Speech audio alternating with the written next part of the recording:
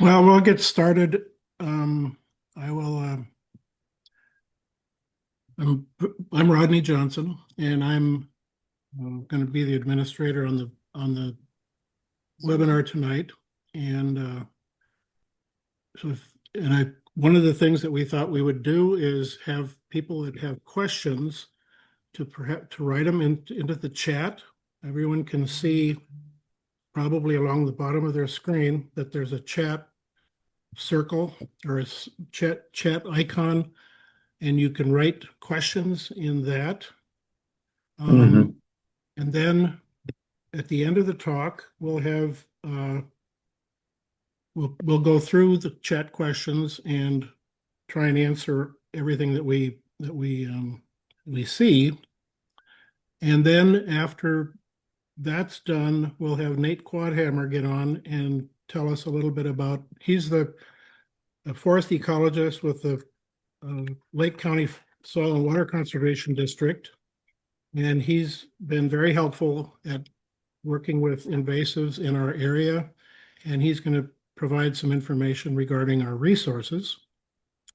Um, and I think with that, um, I think we should introduce Mike. Mike is a professor at Hamlin University, and he does and has been doing research on invasive plants. And I don't know if he's worked on other things as much as he has on buckthorn, but he's got quite a number of papers out on what buckthorn is and what are some of the best ways to control it, and then more importantly, in the very last some of the papers that he's put together, he's been talking about how to use native plants to reforest areas that have been degraded seriously by buckthorn. So with that, Mike, you want to go ahead? Yeah, sounds great. Thank you so much. Um, so yeah, I think this will be pretty good because I'll talk about a few different approaches and tools and hopefully Nate will be able to provide a little bit more uh, uh, local perspective on how some of those things might be working for you and the tools available or the resources available to support that type of work. But yeah, so I'm going to be talking about some of the work that I've been doing over, oh geez, about the past 10 years now at the University of Minnesota as part of the Minnesota Invasive Terrestrial Plants and Pest Center. Um, and that work has been largely looking at how to suppress buckthorn, but also other woody species. Certainly, we're talking mostly about buckthorn here, but a lot of the same principles can be applied to some other species as well. So the thing about buckthorn, right, is that it was introduced in the 1800s as a hedgerow plant, right? It's an ornamental plant. It grows really quickly and it has all sorts of abilities that make it fantastic for that use, right? It grows really quick, produces dense foliage. It holds its leaves really late until winter, so it gives you that line of sight blocking late into the year. It produces a lot of fruit, and the fruit are pretty, decent looking, right? They're nice, these nice little berries. And it's pretty tolerant of browsing or pruning. And as a hedge, those are all fantastic traits. The challenge is that those traits also persist when buckthorn is in natural areas.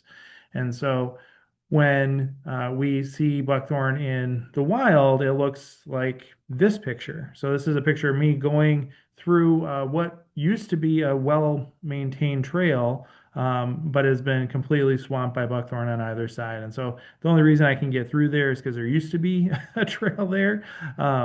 But if that wasn't the case, I'd be on my hands and knees crawling through that thing, right? And this history and these traits, these abilities affect not only how buckthorn spreads and how it impacts native systems, but also how we respond to that and how we can manage those systems. right? And so we see a whole suite of impacts.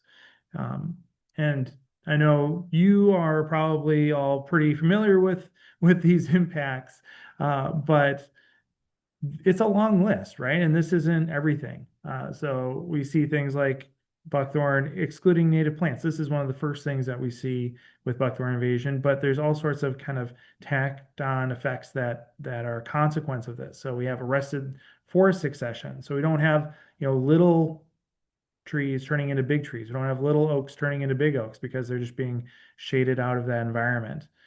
We see inhibited timber production. That's a huge thing for our economy in Minnesota in particular, right? That we just forests that are invaded by buckthorn are not as productive for timber or anything else. It's just buckthorn.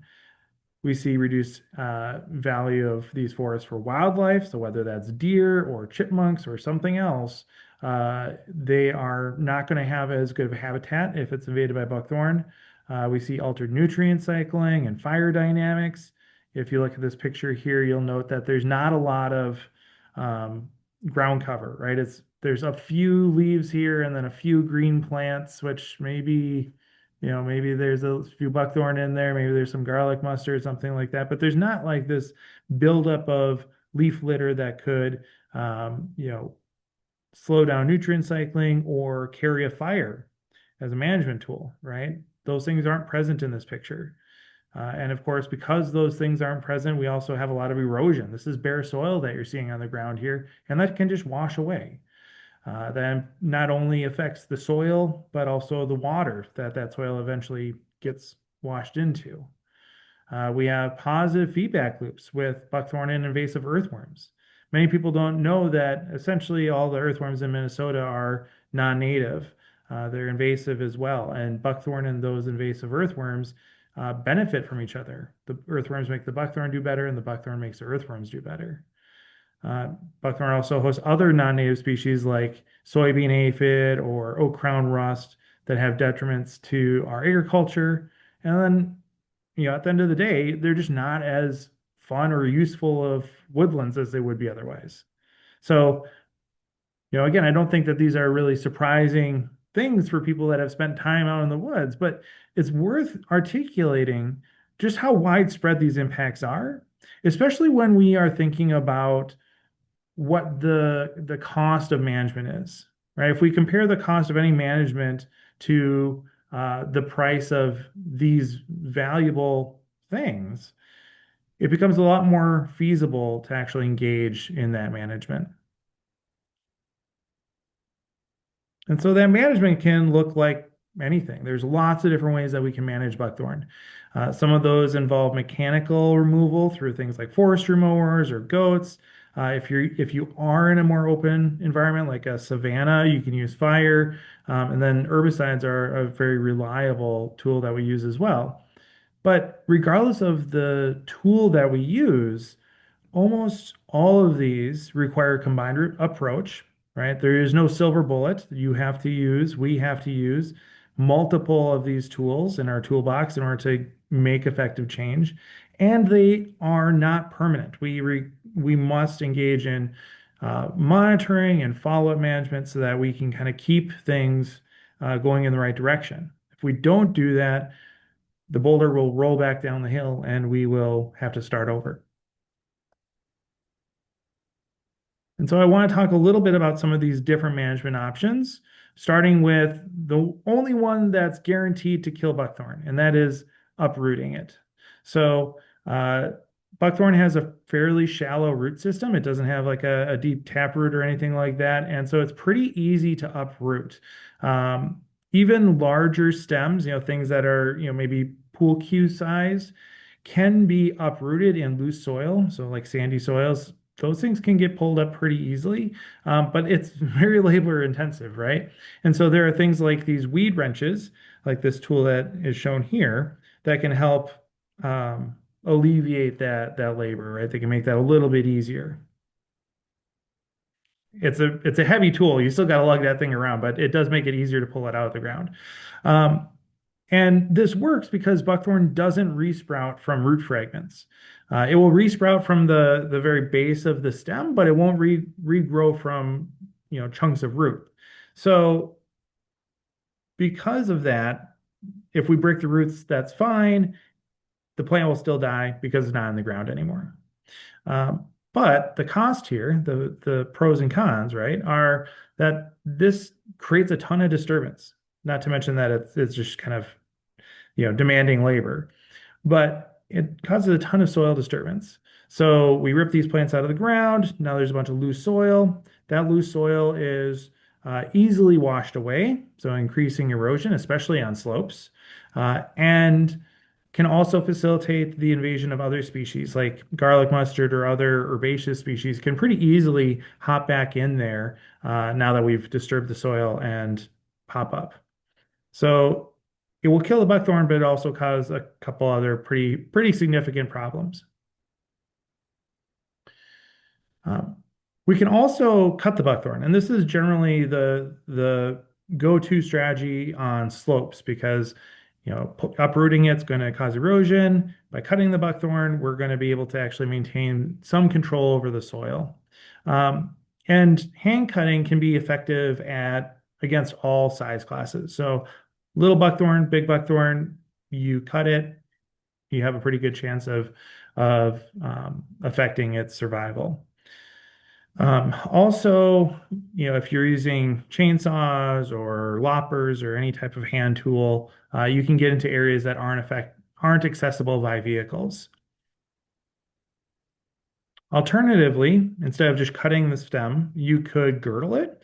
So this basically includes damaging the bark around the circumference of the stem. And that's really the only living part of the bark is that outer layer. And by damaging that, you interrupt the circulatory system of the plant. You make it so it can't get water up from the roots or sugars down from the leaves, and that eventually will kill the plant. Some people have success with this in outright killing the plant. However, it can be pretty finicky in the way that many of these plants will resprout, both from girdling and hand cutting.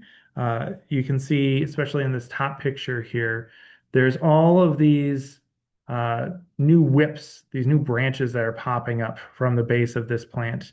And that means that this plant isn't dead. It's just taking on a different form. We can kind of think about this as the mythological Greek Hydra, right? We cut off one head and we get 10 heads back. That's what buckthorn is. And so we got to do some follow-up with any of these mechanical treatments. That's also true for forestry mowing. So forestry mowing is a more industrial scale intervention. Basically, we throw a big spinning blade or spinning drum on the front of a skid steer or a tractor, and that just goes through and shreds whatever's in its way. Uh, so I stay away from the front of those things. But they're indiscriminate. They will take out any plant, right, that's in front of them, and they're imprecise because of that. So it's not like if we had a bunch of buckthorn and cherry mixed in together, we could just pick out the buckthorn. No, we're clearing this whole thing out. And so it's really effective at cleaning large areas very quickly. And it is very impressive to see. You go into a woodland that is forestry mowed, a month ago it was just a wall of buckthorn, and today, you can see forever, right? It's very impressive. And if the forester mower is dug into the ground a little bit to the point where it shatters the very base of the plant, that can basically dry the plant out and kill it that way. But more often than not, the plants will resprout with this too. It does require heavy machinery, and so there's terrain that's not accessible to it. If we're thinking about wetlands or steep slopes, those are no-go for forestry mowers, at least during the summer. And so in the winter, we can see more widespread use of forestry mowers getting into those areas that maybe have softer ground or have a lot of native species that maybe we don't want to damage. By using forestry mowers in winter, we can access those areas that would otherwise be too swampy to get into and avoid damaging those plants that, if they were active, wouldn't tolerate the damage very well. Oop, where'd we go? All right. And so any of these mechanical treatments that we might use are almost always incomplete. And that's because buckthorn will reestablish itself through three key pathways. One is those resprouts that I've been mentioning, right? Those damaged stems that regrow new branches.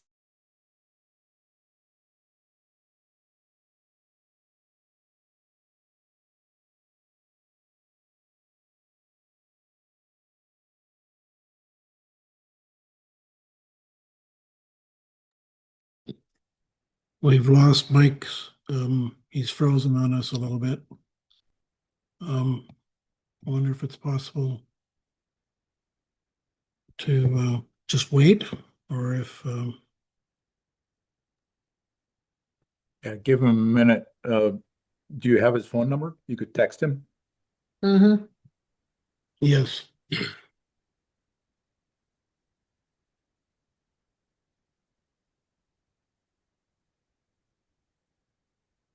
He's going to reboot.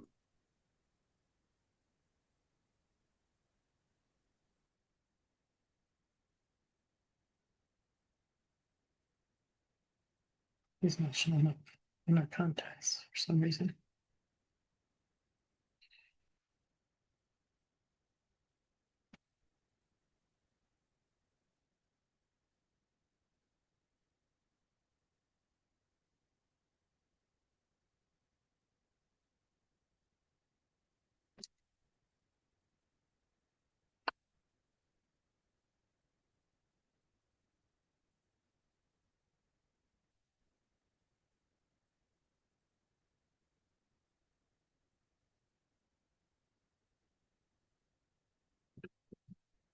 I don't see him yet on the list. Trying to come back in.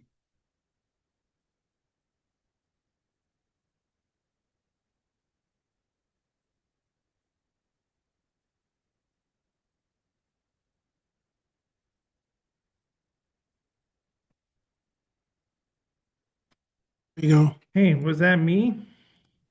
I think It must so. have been, because everyone else is still here. Okay. All right. So you, I don't know what happened, but we'll keep on keeping on. All right. Does that work? Yeah. Yep. that's where we were. Cool. All right. So we were talking about these three different pathways, right? One is that there's the resprouts. Two is that there's these little guys that we leave behind. Maybe that's on purpose. Maybe it's by accident, right? We are human. We're going to miss things. There's always going to be something that gets left behind. But the third is the new buckthorn that show up after the management. So maybe that's buckthorn that were dispersed by birds afterward. Maybe it's buckthorn seeds that we shake loose as we're cutting down the mature trees. All of those are sources of buckthorn that we have to deal with in order to actually move the system towards a more native dominated state. Right, and so stands require repeat treatment within a few years. This is a stand in Marine St. Croix, Minnesota, where we forestry mowed, and this is what it looks like 2 years afterward. There's no herbicide being used in this example, so it's just the forestry mowing. And as you can tell, there's a lot of green there. All that green is buckthorn. So yeah, basically back where we started within just a couple of years without any type of additional intervention. And so those resprouts are the immediate challenge. Those are the things we have to deal with first. This is another picture. This is a site from Victoria, Minnesota, where there is forestry mowing. I'm a little bit more than 6 foot tall. This is a resprout that's just as tall as I am. And that was taken a couple months after forestry mowing, which is amazing. This was, of course, a giant buckthorn, one of those mother of all buckthorns. They're just like the really wide ones. And so it had lots of sugar that it could mobilize to regrow this quickly. Most plants don't regrow that quickly, but it demonstrates just how rapid this recovery can be. And so those resprouts will quickly reclaim a site if we don't do something about it. And so there's multiple ways we can deal with this. One is through herbicides. And so herbicides come in many different flavors, but probably not the right word to use for herbicides. But there's different types of herbicides that we could use, and they range from broad spectrum indiscriminate herbicides like glyphosate, Roundup, to more woody specific or perennial specific species chemicals like triclopyr. And we generally will select an herbicide based on our broader management needs and the particular status of that woodland.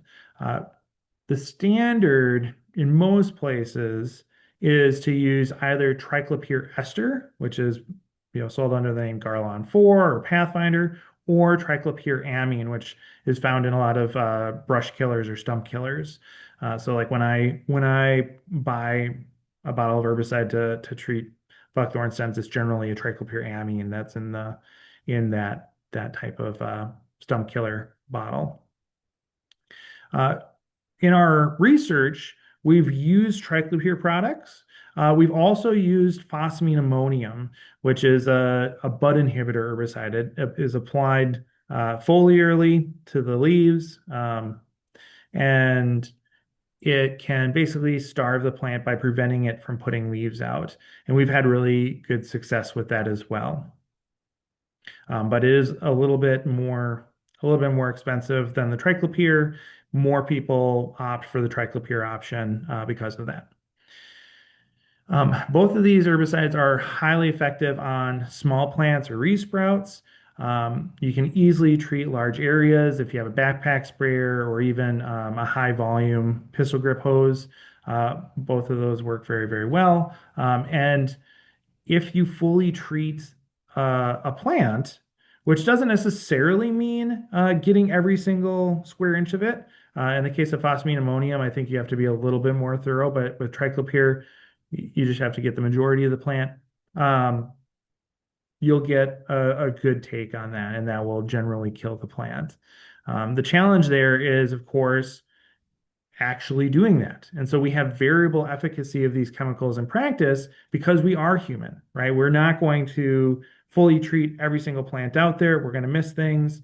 And so there's going to be some plants that aren't fully treated. There are plants that are going to escape treatment either because we miss them or they're hiding underneath another plant or something like that. And then weather can actually affect the uptake of these chemicals as well. So if you apply it and it rains right away, it can wash off. If it's too hot, those chemicals can actually volatilize and go into the air instead of into the plant. If you apply it right before frost or right after, right before frost, maybe, but especially right after a frost, the leaves are dead. And so they're not connected to the rest of the plant anymore, and you're not going to get the chemical uptake there. So there's all sorts of conditions under which the herbicide isn't going to do what we think it will do on paper.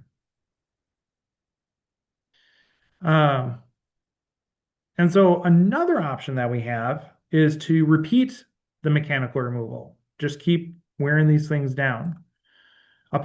Increasingly popular option for this is using goats. And this is really just a variation on mechanical removal, right? There's nothing special about a goat. It is an animal that is defoliating and sometimes stripping the bark of the plant. An anecdote, like we could do the exact same thing, right? If we crawled around on all four legs and we're pulling the leaves off of plants, we would do the same thing. I know a person in Michigan that paid interns to do that. I don't recommend it.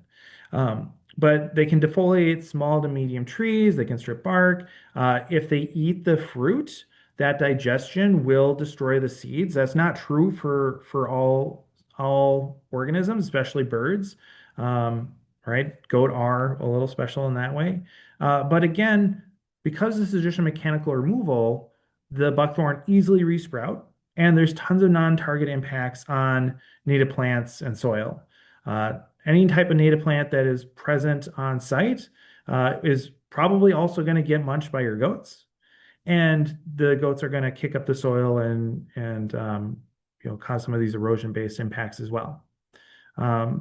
So it's a pretty intense disturbance to introduce goats into a system. And there's really little support that they are a broadly effective tool in buckthorn management. Most of the grazing literature tends to focus on grassland systems and not forest understories. And those two systems function very differently. However, there are a few studies starting to come out that are showing a very targeted use of goats as being beneficial. So maybe in the context of following up forestry mowing and you're trying to get rid of those resprouts when all the plants are small, that might be a good use for them. Right? We're not putting goats out into a woods and saying, "Hey, little goat, you take care of this 20-foot tall buckthorn. You go get them, sport." Right? We're not saying that. We're saying, "Hey, take care of this little resprout. You got it."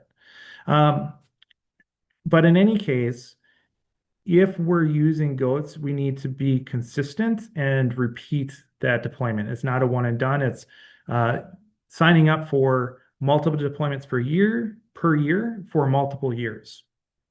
And so there's some work done by Tiffany Wolf's lab here at the U that's looking at that. It seems like maybe that's one way we could use them. Another option is something that I've been looking at that we call critical period cutting. And this basically is the repeated removal of foliage from the plant. We basically go and strip all the leaves off of the plant at the beginning of the summer and at the end of the summer. And by doing that, we essentially starve the plant of carbon and prevent it from storing things away for the winter. And so if we high top the plant in June, so for example, in this picture, we cut the plant at like chest height and then strip all the regrowth, all this green stuff, in September, and then again the next June, and then again the next September. By the end of that cycle, that 2-year cycle, we've had about 75% mortality in my experiments. Not perfect, but pretty good. And we're continuing to look at this as part of a national collaboration to see, is there size dependency, environmental dependency about where this is going to work best. But it's a low disturbance and a non-chemical option. And so it can be really ideal for volunteer groups that might be rich in time but poor in other resources. And it can be done with minimal equipment, minimal training, and that sort of stuff.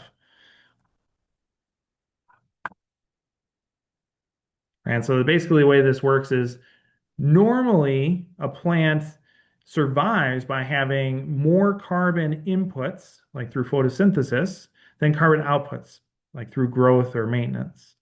And so a plant coming out of winter is going to have some carbon in it. That's what this little battery is in the bottom. It's going to have some carbon in it. And then in the spring, it's going to utilize that battery to put out new leaves, put out new growth. Over the summer, it's going to recharge that battery through photosynthesis. In the fall, it's going to have a pretty full battery that it's going to use to survive the winter and grow again the next year.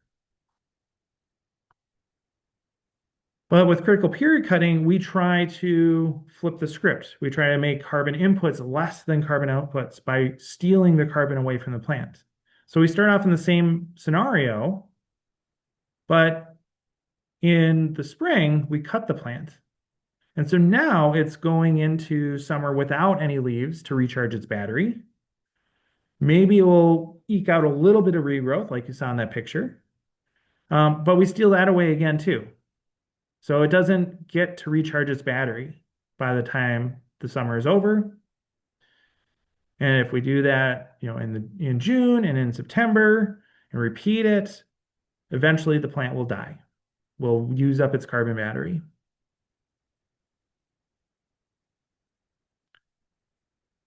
Right? And so whether we're using herbicides or goats or critical period cutting, these can be effective ways of managing resprouts. But we still have these other two pathways that we have to contend with, right? The resprouts happen right away, but these other pathways are more persistent. In some ways, they're a little bit trickier to deal with because they're not as obvious right away. Um, and in particular, we want to be designing our management so that we are consistent over a multi-year period. If we look at buckthorn germination rates, the old story used to be that buckthorn could germinate anytime up to 5 or 6 years after management. But in our research, we've actually monitored thousands of buckthorn seeds and found that that's not true. That with more than 13,000 seeds monitored and more than a kilometer transects monitored every year, we found that almost entirely buckthorn will germinate in the first year after dispersal. So all these seeds that we're shaking loose through our management, they're not going to, mysteriously pop up 5 years later. They are going to pop up the following summer. And and so this is a graph showing you the number of, or rather the proportion of seeds that germinate in each year following different dispersal events. And I could kind of break it down more than that, but the key takeaway is that they're all green because everything happens in the first year. So that's really the time when we have to start thinking about these seeds is right away. It also means that reestablishment of buckthorn sites is primarily driven by plants that are on site within the first 2 years after management, right? We have these little plants that we missed, and we have the little plants that are coming from seed. Even if we don't see them, they're there. And so we have to manage quickly and aggressively. Leaving those small plants out of the management plan is leaving ourselves open to have to deal with them when they're bigger and harder to deal with. And so when we're planning our management, we want to take that into account and we want to be thorough in our management right away. Generally, that's going to happen in the fall. So buckthorn's easy to identify in the fall. It's one of the few things that is a deciduous, broadleaf plant that still has its leaves late into the fall. When we're managing in the fall, we're going to do less damage to native plant species because they're dormant and they're going to be more tolerant of disturbance at that point. And frozen ground, again, facilitates equipment use, whether that's a forestry mower or something else. We can access these areas a little bit easier in the fall than we can in the middle of summer. However, herbicide, again, is temperature sensitive. Foliar herbicide is something where we don't want to do it after a hard frost. And so we have to kind of thread the needle here where we're using the herbicide late enough that we're not hitting non-target plants, but early enough that the buckthorn haven't experienced a hard frost. And that can be hard to do sometimes. That's one of those sources of variation where we see the plan not always come through because you'll get an early frost one year and that kind of just shuts down your plans right away. However, if we're doing a cut stem approach, we can use herbicides later into the winter even, but we need to use oil as a mixer instead of water to prevent it from freezing. And even when temperatures get really cold, then we can't use oil even. So.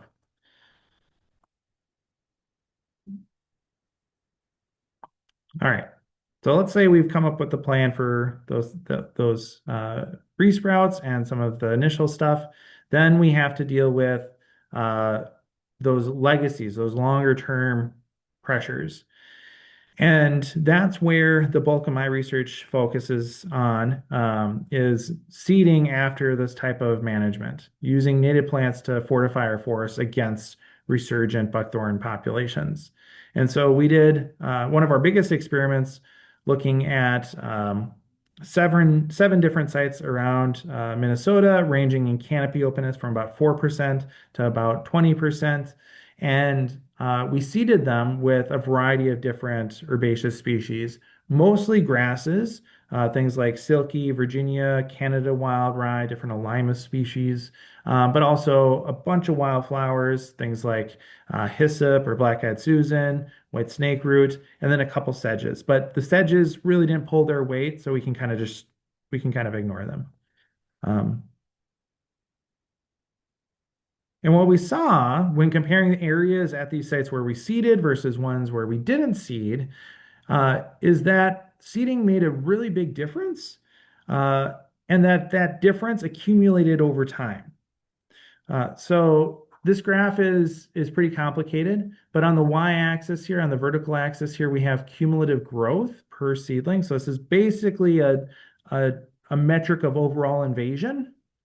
And on the horizontal axis here, we have different survey years. So these are the years that we're actually doing the measurements. And the bars represent different groups of buckthorn that might be invading these sites. So different cohorts, different generations of buckthorn that are invading. The open bars are the averages for plots where we didn't seed, and the closed bars, so like the solid green bar here, that's where we did seed. And what you'll see across this story is that the open bars and the solid bars get farther and farther apart over time.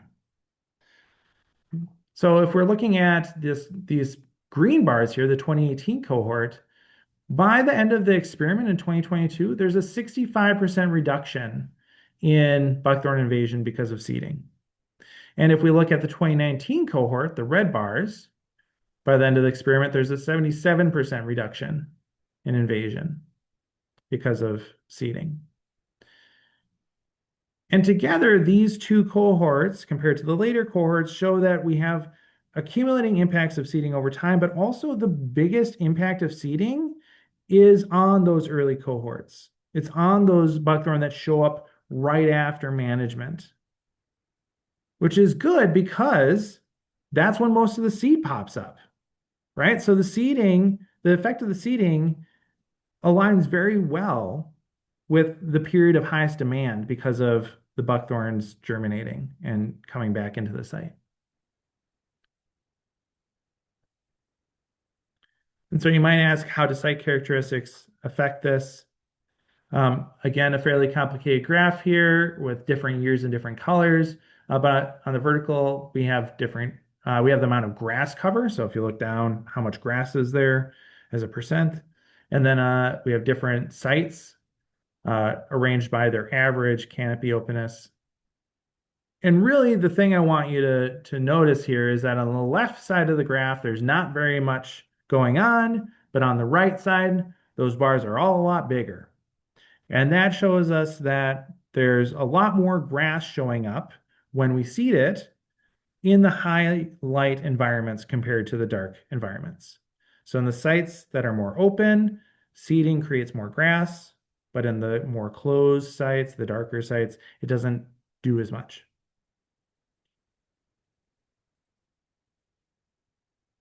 And that translates into buckthorn performance.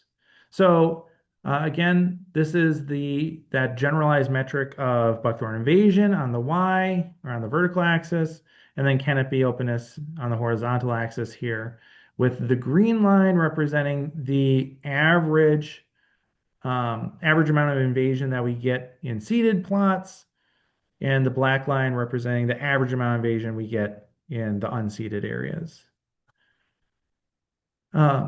And what we'll see is if we look at like a site that has about 20% canopy openness, something where if we looked up at the sky, we would see something like this, right? We get about a 90% reduction in invasion on average. So the more the more light that's available, the more grass we get and the less buckthorn we get.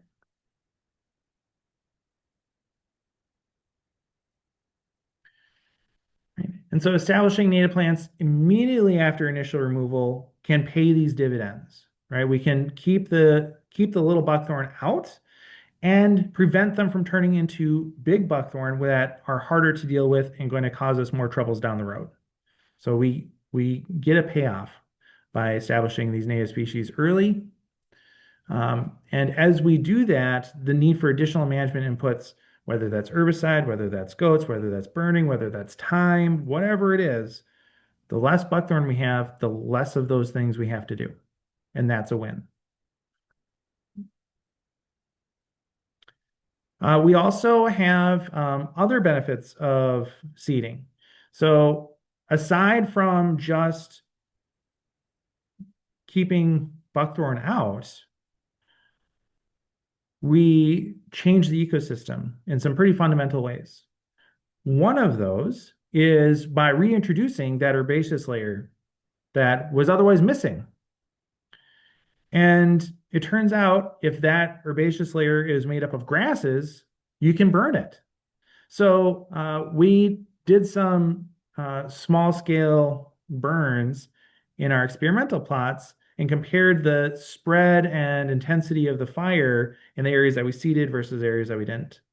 And this is a graph showing the amount of area in these plots that burned when we seeded versus when we didn't seed. And you can see there's quite a big difference. And that translated again into reductions in woody cover, that we actually did affect any remaining buckthorn with the burn as well. So this is a graph looking at woody cover in unseeded and seeded plots where the red is the not burned. That's kind of counterintuitive. The red is the not burned and the yellow is the burned. And you can see when we seeded and burned, we had the lowest amount of woody cover, right? That the seeding itself kept a lot of the buckthorn out. The ones that were left were smaller and weaker, and so the fire was more effective at killing them. Right, so that's an 84% reduction in buckthorn cover with burning and seeding combined. Right, and so seeding grasses can facilitate more effective management of remaining stems. Right, that competition from the grasses reduces the total number of buckthorn and makes any remaining buckthorn smaller and more vulnerable. And so this works for fire. It also means that they're going to be less resistant to things like herbicide and other treatments. Another benefit of seeding is things like pollinators. So in Minnesota, we have rusty patch bumblebee. This is more of a metro thing than a Knife River thing, but I think a lot of the general ideas translate. Rusty patch bumblebee has a lot of habitat down in the metro here, and so managers often want to simultaneously keep buckthorn out and restore pollinator habitat. We can do that. So this is a paper that's going to be coming out very soon from my group, where we looked at the amount of flowers that are in these areas that we seeded compared to areas that we didn't seed.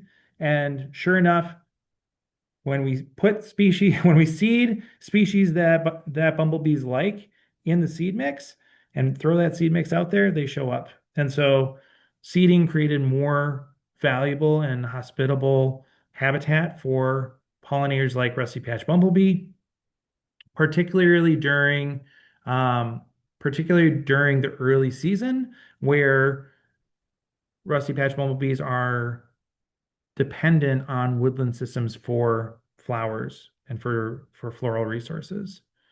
So that's actually a pretty big win. So in a nutshell, all this comes down to establishing native species quickly after initial buckthorn management does reduce the amount of buckthorn returning over multiple years. in particular seeding wild ryegrasses like limas mixed with wildflowers in sites that have about 7 to 10% canopy openness are going to be effective at reducing the total number of buckthorn and slowing the growth of any that remain. Something I didn't spend time talking about today, but alternatively, in sites that are relatively dark, you can plant shrubs like elderberry, sambucus, and trees, things like sugar maple or fir, and those will also have a really strong effect on buckthorn. They'll be able to shade out the buckthorn in a way that will exclude them from the site. The trick there is just getting those species to show up in high enough densities. If you're interested in this, if you want to see any more details on any of the particular experiments or the seed mixes, anything like that, that's all on our website, which is coveredup.umn.edu.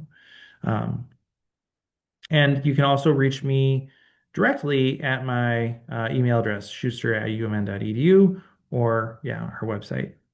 So thanks. I'm happy to chat more if we have time.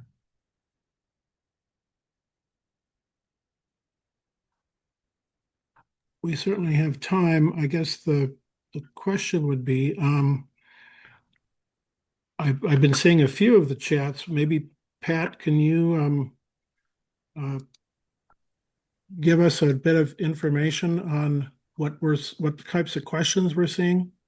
Yeah, there were a couple of questions about triclopyr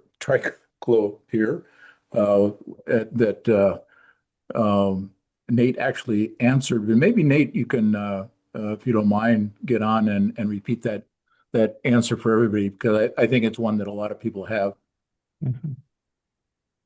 Yeah, so triclopyr is considered selective, as opposed to glyphosate would be non-selective. So it's not going to kill everything. Each herbicide formula has a label that describes plants it's known to control, and it's not necessarily a fully comprehensive list, but it gives you a really good idea. And so triclopyr specifically is targeting broadleaf plants. So yeah, just things that really aren't the grasses, sedges, things of that nature. And so it just goes to, like when thinking about revegetating, that's why those grasses are so effective, because if you do have to do a follow-up treatment of triclopyr, you aren't going to be killing those grasses or sedges. And therefore, those efforts won't be, impacted by the follow-up herbicide treatments. Mhm. Yeah, exactly. Yeah. A second set of questions, and Nate, stick around for this one too, because I think it's for both of you. It's actually a question that I have too, about the types of seeds and availability. And then if you could talk a little bit about, I know there's a long list of seeds that you listed there, Mike, and there's an even longer list in the paper that you just put out. Yeah. How necessary is it to have a mixture? And if you have just a few, is that better than none? Maybe talk about that a little. Yeah, absolutely. So the bulk of the work in the first 5 years is being done by these wild rice species. And so generally that, people are going to be focusing on like Virginia and Canada wild rye are kind of the cheaper, more abundant Lima species that you could pick up. And so that's kind of like the bare minimum. You can kind of think about like a pizza. They're the cheese on the pizza. Everything else is the other toppings. So the wildflowers, they're your toppings. They're your sausage and pepperoni and everything like that, right? They are going to not be necessarily as effective in the short run. So in the first 5 years, because it takes them a while to get going. But the thing is that after about 5 years, those grasses start to thin out, and we need to have somebody there to pick up the reins. That's what the forbs do. They pick up the reins after the grasses start to thin out. And so in the short term, if you only care about the first 5 years, do grasses, don't pay attention to anything else. But if you care about a longer time period than that, having those wildflowers in there makes a big difference. because they're gonna fill in that thinning grass layer with things that you want versus things that you don't want, right? Because if you don't put the wildflowers in there, when the grass is thin out, something will fill it. It just won't be the things you want. It will be buckthorn, it will be garlic mustard, it'll be creeping Charlie, whatever. It'll be tansy, right? So by putting these wildflowers in there, you get a longer benefit. The particular species, I think, are pretty flexible for this, though. Like we've had very good success with these species. These I put these species up here because they're kind of some of the more prolific species that we've seen in our plots. It's not an extensive list, right? We had 22 different wildflower species that we used, and all of them showed up, right? None of them were duds. Columbine was in there, meadow ruse were in there, water leaves were in there, um,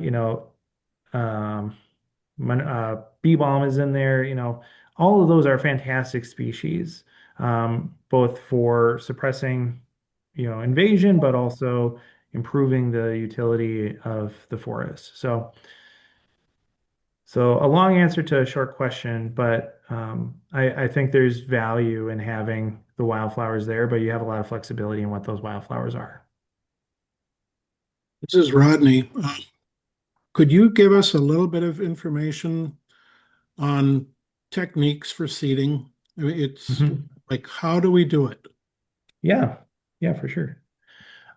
So we are applying a fairly large amount of seed here. Um, and and so this is at rates of about 100 seeds per square foot. Um, and so at those rates, that you have a lot of volume made up by these grasses. Like it's an amount that you can actually hold in your hand and broadcast it, right? So in our experimental work, both at this scale and at larger scales, we've done a lot of hand seeding where we, have the grass seed, we dump the forb seed inside, we mix it all up because the forb seed is little, it's going to sink to the bottom, so you got to keep mixing it up, and we're just broadcasting it by hand. There's more industrial versions of this too, right? Where you can actually use, spreaders and mix it with corn or sawdust or sand or something like that to actually carry the seeds longer distances. But in our work, we haven't needed to do that. Contractors, though, often would use like a big hopper seed spreader and throw that around, maybe on the back of an ATV or something like that. And what time of year?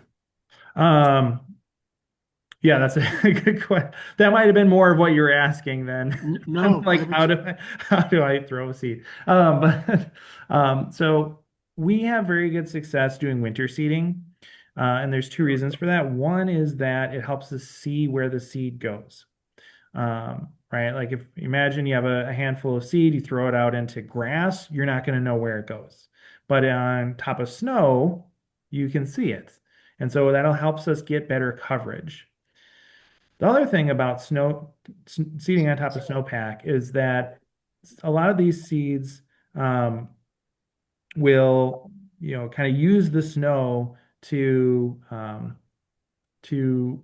nestle down into the soil. So as the snow melts, the seed will kind of get washed into the soil, and then in the spring, when that snow melts, that seed has a nice wet soil to germinate in. And so it has all the things that it needs, as opposed to if we were to wait longer, the soil might get dried out, it might not be as hospitable. And so we have, less good seed soil contact um, and also maybe less moisture. The flip side is seed predation. So if we put seeds out on top of the snow, all those little critters that are running around during the winter, like in tunnels, like mice and stuff, are going to eat those seeds. So there is a cost. So what we do generally with the grass seed mix or the grass wildflower mix is do that in the winter because that is working well for us.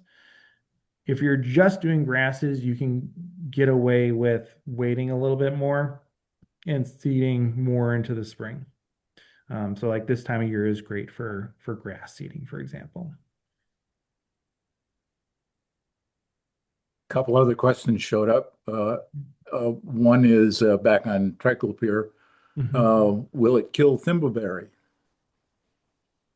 I don't know, Nate, do you know? I don't off the top of my head. I mean, I'm used to using herbicides to kill non-native invasive species, so I'm not as informed on which native species it will kill, but I think it's in the rubus genus. I'm pretty sure it's effective on raspberries, so it would reason that it would probably be effective on thimbleberry too. But um, I'd have to look at the label and see if it lists, and if not, you could potentially experiment and just see which herbicides would kind of knock that back. Yeah. And Yeah, then the surefire answer is to read the label. uh, Yeah. uh, we just had a comment that I noticed that buckthorn has not been growing in my thimbleberry patches. So maybe it's that's a cool observation. Yeah, no, and that's that's definitely a thing, right? Like we maybe not thimbleberry, but other raspberries, brambles, things like that, um, will produce enough leaf area that they'll suppress the buckthorn too. Um, yeah, yes, and ferns will do that too. It's just yeah. So the last comment I think a comment we should get to is addressing seeds and seed mixes. Nate, you want to just kind of repeat what you got in your comment there? Yeah, I mean, I think I was answering a question about, brands for seeding mixes for pollinators. Just, I wanted to really just emphasize, those native plant nurseries are, the go-to. I wouldn't, there's all sorts of like wildflower mixes you can find at box chains, right? But very few native species are in there, if any at all. So if you're really, trying to promote habitat and quality, forage for wildlife and pollinators, you really want to make sure it's native species. And we have, a handful of really great ones in the state. And I just also made a comment, the Carlton SWCD is offering a buckthorn replacement seed mix and a plant plug kit with their annual native plant sale this year. And you could pick those up from Shoreview Natives in Two Harbors. So if you're at that stage in your management and you're ready to think about replacing buckthorn, that would be potentially a great option. And I would just note too, thinking about these things, it's important to think beyond just removing the buckthorn, as kind of Mike touched on so much. It's what do you want it to look like after the buckthorn is gone? Because that's the most important thing, because unless you can convince all your neighbors to also eradicate it and prevent the birds from spreading it and all these other things, you need to really reinforce it. And each area is going to be different as far as like if you're treating buckthorn closer to the cities versus up here in Northeast Minnesota, like what's the long-term goal? And just making sure you're thinking about kind of that perspective as we know. Sorry about dogs. That's great information.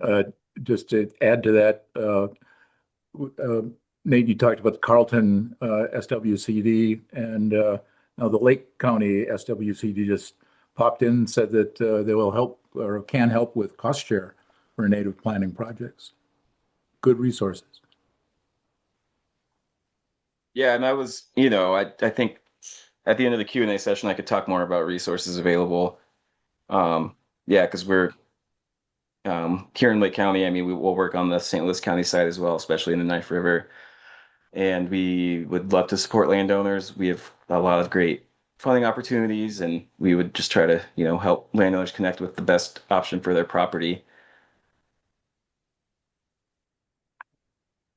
Do, do, do you do consultations if people come into your office and ask you for some help? can they, can they, uh, can they do that? Nate? Yeah, we're here, we're a resource for landowners and like I said, yeah, we want to kind of help guide people through these processes and help them acquire some funding assistance if it's available because these projects, oftentimes aren't cheap. So we want to kind of help maximize people's abilities to be effective in managing these problems. Yeah, I would say, reach out to us. We have multiple people on staff that can help with all sorts of great things. And I mean, we're busy people, so we also can't promise we'll be available right away, but also just we want to help anybody who's willing to do, great conservation work on their property.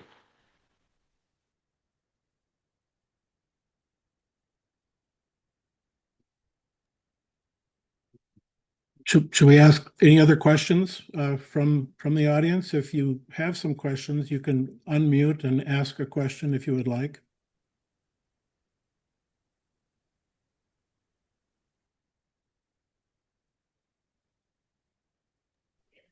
I just want to quickly say, just in case, so I saw Barb said that they had a covered up site that was discontinued 2 years ago, and that's correct. We ended that project, but those data just got published this spring. So I want to make sure that I said thank you for your awesome work with that, and that those data made a difference in that publication and the story that we were able to put together from that. So thank you.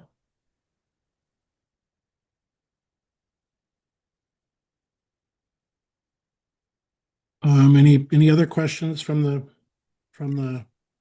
the audience?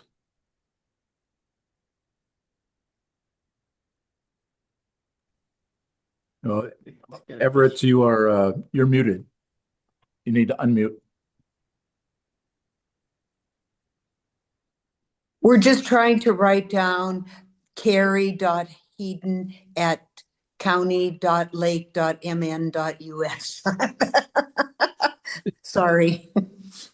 I was gonna say hi. This is Kari. I've worked with you guys before. I remember I came out and did all the tree planting. Yes. So, yeah, happy to follow up, and Nate too, of course. Yeah. Yes.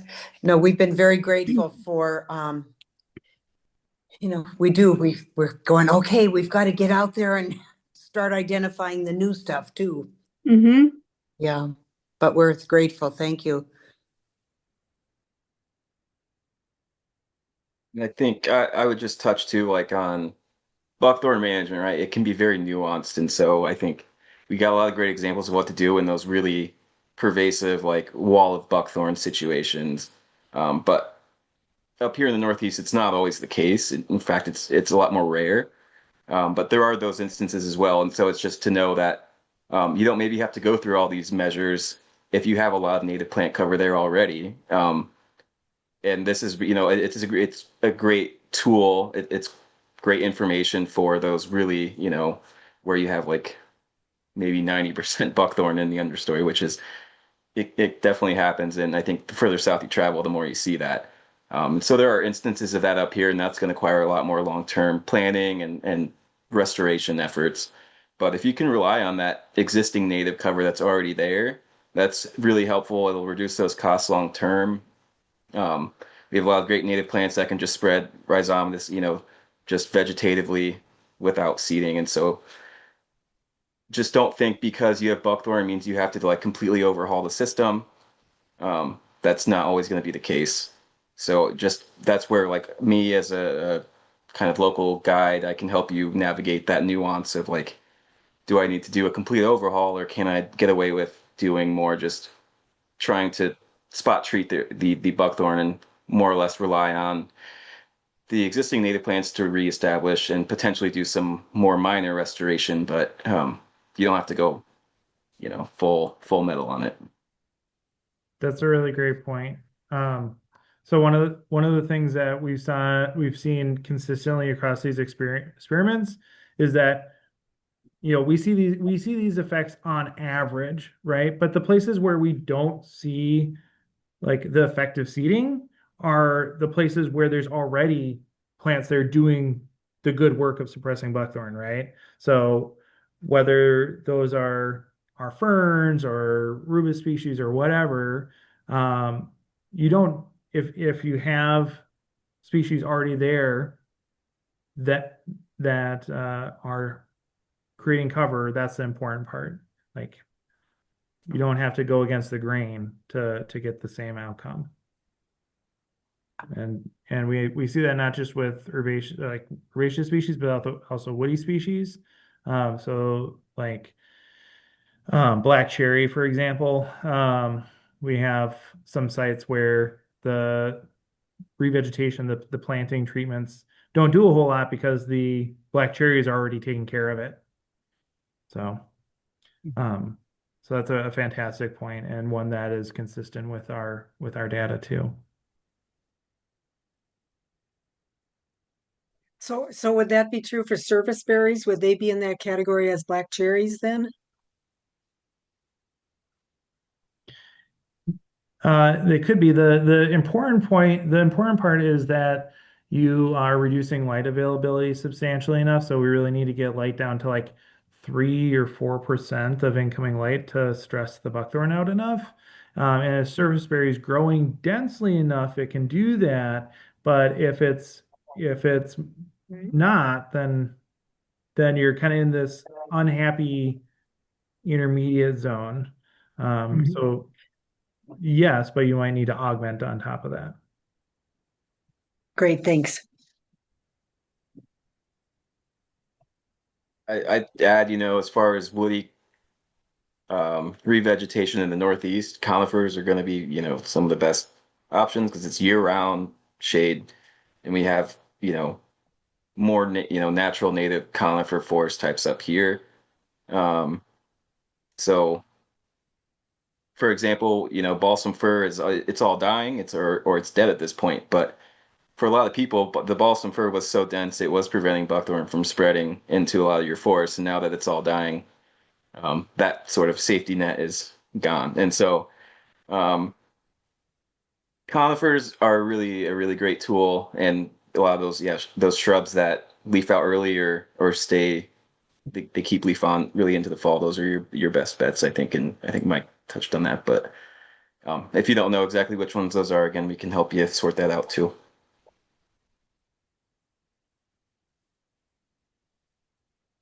Maybe we could come up with some list of grasses and forbs and different things and provide it to whoever is interested in the area. I mean, I read Mike's papers. There's some ideas in there, and Nate could probably help us with some lists. So,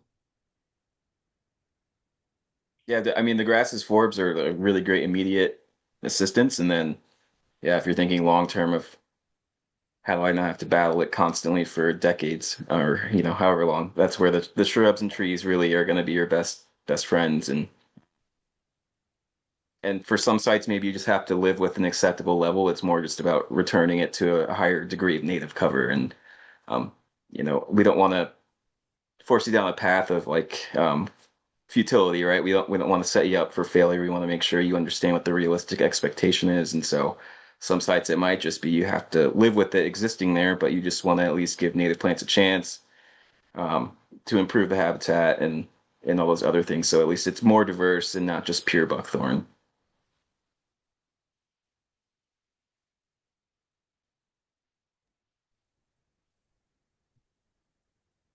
well, do you have any other things, Nate, that you'd like to tell us about with respect to resources, or have we drained you? Oh yeah. I mean, just reach out to me, and we have a suite of options available, and even just we have some like equipment we can rent out to landowners. We have those weed wrenches, we have backpack sprayers, and we have lots of buckthorn daubers, things like that. If you want to go tackle it yourself, we're happy to support you through those efforts. And if it's such a large endeavor, you don't feel like you can do it yourself, we can help potentially line you up with some cost share options to help at least make it more economic to hire it out. Um, and just yeah, we'll help guide you through the process so that you just better understand maybe the nuance of what it takes and try to set some realistic expectations for you and think short term, long term, all those great things. And just yeah, like I've mentioned before, we just want to work with people that want to get great conservation work done on their property, and it extends beyond invasives, just all restoration based opportunities. As an SWC, that's what we're here for. We have really great staff. Just yeah, never hesitate to come say hi or give us a call. All right.